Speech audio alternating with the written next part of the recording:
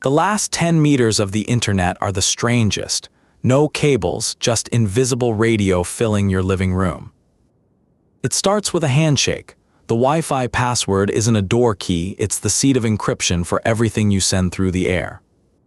In the middle stands the router, the traffic cop juggling every device in the house. It gives each device a private address, a seat number that means nothing outside your home. Behind it, the modem translates home traffic into the language of the cable outside.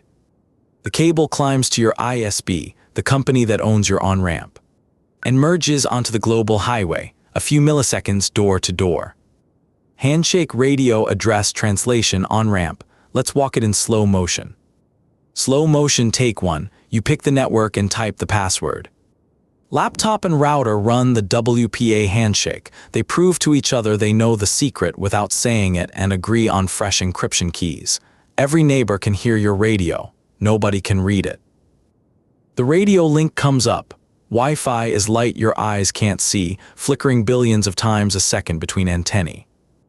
The router assigns your laptop a private address like 192.02.23. Inside the house it's your name, outside it doesn't exist.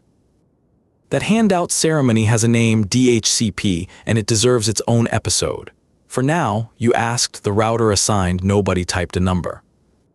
You open a website, the request flies to the router which decides, this isn't for the house, this goes OUT. The router forwards it to the modem.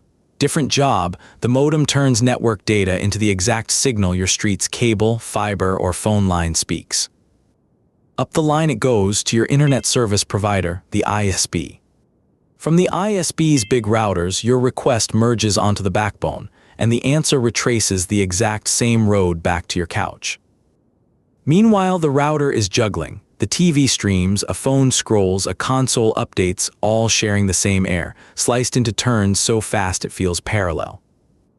That end-to-end is being online, a radio leap, 2 boxes, 1 company, and a highway.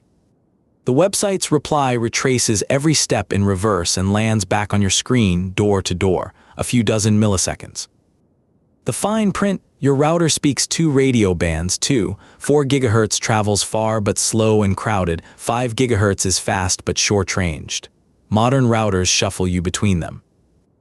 Why does Wi-Fi crawl at 9 p.m.? Channels. Your neighbor's networks share the same slices of air, and crowded channels mean everyone waits their turn. The guest network is a real separate lane. Visitors get internet but no path to your laptops, printers, or cameras. Turn it on, it's free isolation. And when the internet dies, check which leg broke. Wi-Fi to the router bars, router to modem cables, or ISP to world, the outage map. 3 different illnesses, 3 cures. Why does restarting the router genuinely help?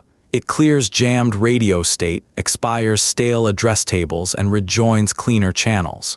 The oldest advice in IT is real engineering. A handshake in the air, a traffic cop, a translator, an on-ramp, a highway. 1 password and your couch is wired to the planet.